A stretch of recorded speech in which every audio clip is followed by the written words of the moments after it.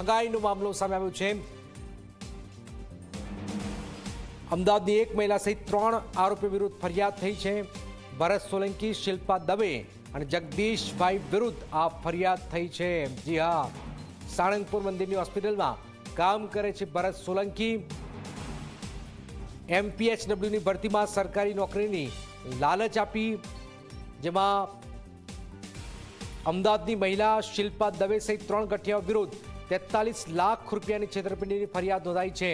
આરોપી શિલ્પા દવે ઉપરાંત બીજા 2 ગઠિયાઓ વિરુદ્ધ પણ ફરિયાદ નોંધાઈ છે, જેનું નામ છે ભરત સોલંકી, કે જે સાળંગપુર મંદિરના દવાખાનામાં નોકરી કરે છે। આ ઉપરાંત જગદીશ નામનો એક આરોપી પણ જેની સામે ફરિયાદ છે। આ કેસમાં ફરિયાદી બોટાદના હેતલબેન સહિત 16 વ્યક્તિઓએ આરોપી શિલ્પા દવે સરકારી નોકરીની લાલચ આપી 43 લાખ રૂપિયા પડાવી દીધા। ફરિયાદી મહિલા 2 વર્ષ પહેલા સાળંગપુર દર્શન કરવા આવી ત્યારે આરોપી ભરત સોલંકીના સંપર્કમાં આવી, જ્યાં સરકારી નોકરીમાં લાગવગથી લગાડી દેવાની લાલચ અપાઈ। જે બાદ ફરિયાદી હેતલબેને શિલ્પાબેનને રૂપિયા 8 લાખ આપ્યા। એ જ રીતે અન્ય લોકોએ 35 લાખ રૂપિયા આપ્યા। કુલ મળીને 2 વર્ષ પહેલા ભોગ બનનાર 16 લોકોએ શિલ્પાબેનને 43 લાખ રૂપિયા આપ્યા। પોલીસે ત્રણેય વિરુદ્ધ કલમ 406, 420, 114 મુજબ ગુનો નોંધી આરોપીને પકડવા ચક્રો ગતિમાન કર્યા છે।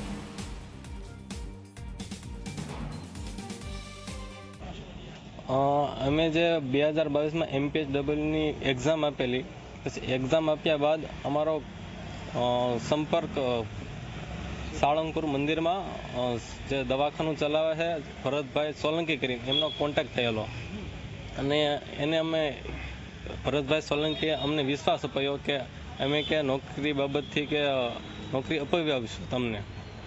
પછી ભરતભાઈ સોલંકીએ અમને શિલ્પા દવે સાથે સંપર્ક કરાવ્યો, અને શિલ્પાબેન દવેએ એમ કીધું કે મારી સચિવાલયમાં ઓળખાણ છે અને ઋષિકેશભાઈ પટેલના પીએ સાથે ગાઢ સંબંધ છે, તેનાથી અમે નોકરી અપાવરાવી છે ઋષિકેશભાઈ પટેલના પીએ જગદીશ પંચાલને। પછી જગદીશ પંચાલને અમને એવી ખાતરી અપાવી કે અમે નોકરી અપાવશું અને પૈસા તમે શિલ્પાબેન દવેને આપી દો। અમે 5 લાખની માંગ કરી કે 5 લાખ અમને આપવાના। 2.5 લાખ અત્યારે, 2.5 લાખ મેરિટમાં નામ આવ્યા બાદ। MPHWની ભરતી હતી। ભરતભાઈએ અમને શિલ્પાબેન નામ આપેલું કે આ સેટિંગ કરી દેશે, એટલે શિલ્પાબેને અમને એવું કીધેલું કે 3 લાખ રૂપિયા થશે। 1.5 લાખ પહેલાં દેવાના, 1.5 લાખ મેરિટમાં નામ આવ્યા પછી દેવાના।